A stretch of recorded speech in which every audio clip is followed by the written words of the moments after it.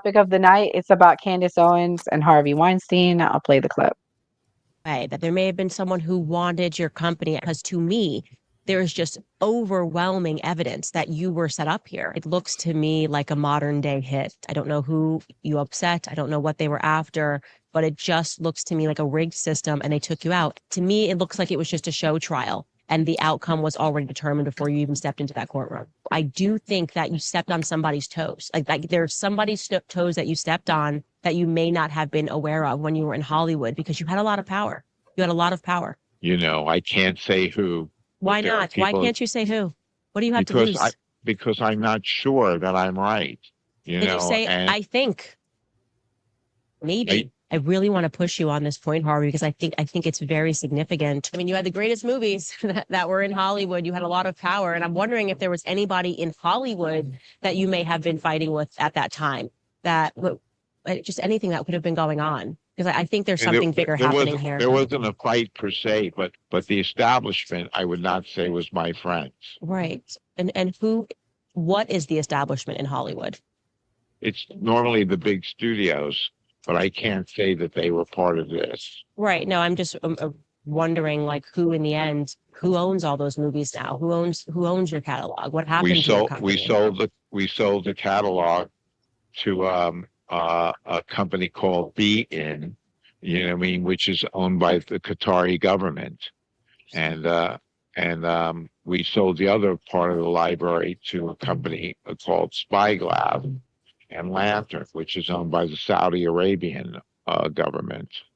Very interesting. I'm asking these questions because my investigation into this isn't going to stop.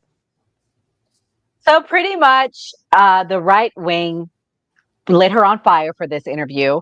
They're asking, why does she continue to platform him as he's a convicted serial sexual abuser, undermining Me Too and the judiciary? Also, she basically is on a smear campaign for Nick Fuentes. So people are upset about that.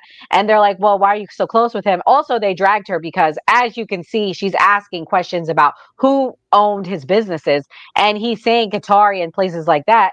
And I think she was trying to go down this rabbit hole of her Jewish conspiracies. And he basically said something different.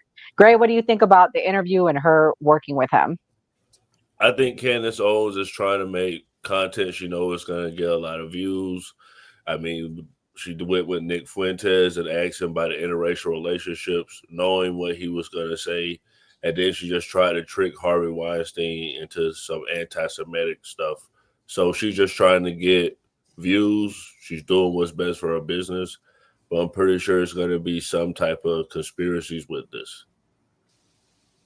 And the other thing that people are mad about is they're saying it's undermining the victims in this. The Me Too movement was real, and it basically he didn't admit to any wrongdoing. Skeptic, as somebody that I know that fights for women, and I know you're a believer in the Me Too movement. What's your thoughts on this? Do you think that this is a legit interview, or do you think that she has an agenda as usual? I think she's a grifter, and I think that she's like grasping to stay relevant. But it's so funny to me that she, like, anything that you could go into to say like there's these false allegation, you go with Harvey Weinstein. Like, you could have. Do you know how many Black men have been like said that they did some things that they didn't do? You go with the old white creepy dude. Like, that's crazy to me. You are so like cringy. She's really getting to that point where it's like whatever Fresh and Fit dude, like she's getting to that level of cringiness. Like, oh my gosh, I can't even, like, even her demeanor is like very like she knows she's full of it, but she has to stay relevant. Very, very cringy. Also, he is a creep. Like, I can just see him through that window and it's like, creepy dude. Back in the day, the way that they handled, even now Hollywood, like, just from hearing stuff, people going out to do like whatever, trying out for stuff. The people that run this, the men that run those things are creepy, and they're there trying to take advantage of young talent. Like, to sit there and trying to stand up for this type of man is crazy to me. You had so many options and that's what you chose. Like, you look crazy, girl. You need to stop, because you're starting to lose like the relevance. Like, you used to be able to like look intellectual, but now you look crazy. This is wild. Like, it's just kind of crazy to me. It's very cringy. So what if she interviewed Diddy? Would you have been okay with that? I feel like that to me, like there's more, like you can make an argument, right? Like I would be like kind of intrigued by that. This is just cringy. Like this man, not only is he like in jail and was found guilty, you have so many women coming out. Look at where he was working at. And then like when she's asking him who would have set you up, you can tell the man he wasn't even like prepared for this question because he's so guilty. He's like, oh, who would have set me up? I can't even think of some. Like, it's so just like, girl, please stop. Just please stop. You should have gone with someone that could have been innocent. This man is like, oh, it's just, I don't know. I feel bad for Candace Owens, to be honest with you. I don't know what she's trying to go with. I don't know where I think she's trying to find her new thing, and it's not going well from my opinion. Enzo, was Harvey Weinstein set up? No, he's not set up at You're all, and I'm gonna muted. agree with. Oh, sorry. Wait, am I muted? No, you're good. You were at first. I Oh, couldn't hear you. Sorry. no, he wasn't set up at all. I'm gonna agree with everybody in saying this is just like a cash grab and clickbait and everything like that. What Candace is doing, 100%. I want to see Hollywood burn to the ground. With everything that they do to get people into the industry, what they do to people into the industry. There's a lot of Harveys out there. He's just one of the ones that we know of that got caught for it. Yeah, no. My brother's really big into movies and everything like that, and he taught me a lot about all this shit. So What I do feel you know bad. about Harvey Weinstein? Like, I'll share with the people what you know. So I mean, I know that he's forced women to do things to get them in parts of movies, get them into agencies, creepy shit like that. Held blackmail on people to do what he wants. Just a dirtbag pin. There's, like I said, that's what I see as Hollywood is. Yeah, the only thing he admitted to in the interview was making passes, but he denies anything physical, which obviously, come on now.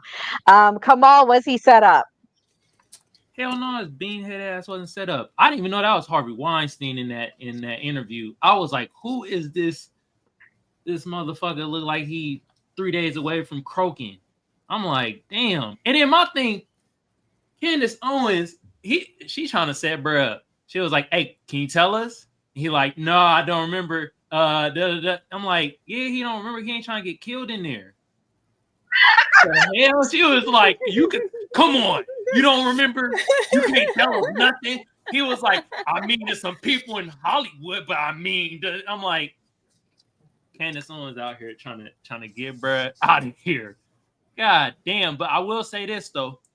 I gotta give y'all air horns, you feel me?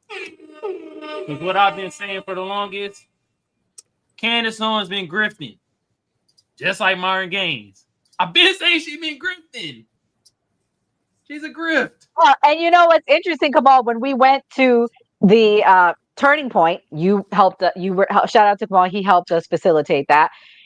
The Jews were circling him with their flags, waving, and they were fine with him. And he's one of the most anti-Semitic people. So the point I'm making is, it's funny. The one man she chooses to help is somebody of that persuasion, and she's been putting out, my opinion, I'll say this, conspiracies for 2 years now. And you mean this is who you choose to help? I don't know. I'm getting CIA Fed vibes. Just saying. That's what I got when I saw Myron that day. Mm-hmm. I believe that. He already worked for Homeland Security. Wouldn't be a far stretch. Mm-hmm. What's so crazy is that she went into this whole conspiracy about the CIA started Hollywood, and then you're gonna take up for the guy in Hollywood that was like, you know, essaying women at like, where are you? Or can you pick a side? Because you can't sit there and say you're anti-Hollywood. She really was. She went on the Breakfast Club and was like, Hollywood was started by the government, and it's a whole government conspiracy to like do all these things. And then you're like you're standing up for the guy in Hollywood that was like doing the stuff. That's crazy to me. Like, that's how you know she's a grift, because like she just goes with the flow. Whatever it's like she thinks is gonna make her get a lot of views is what she's gonna like say. It's crazy. Mia, what's your thoughts?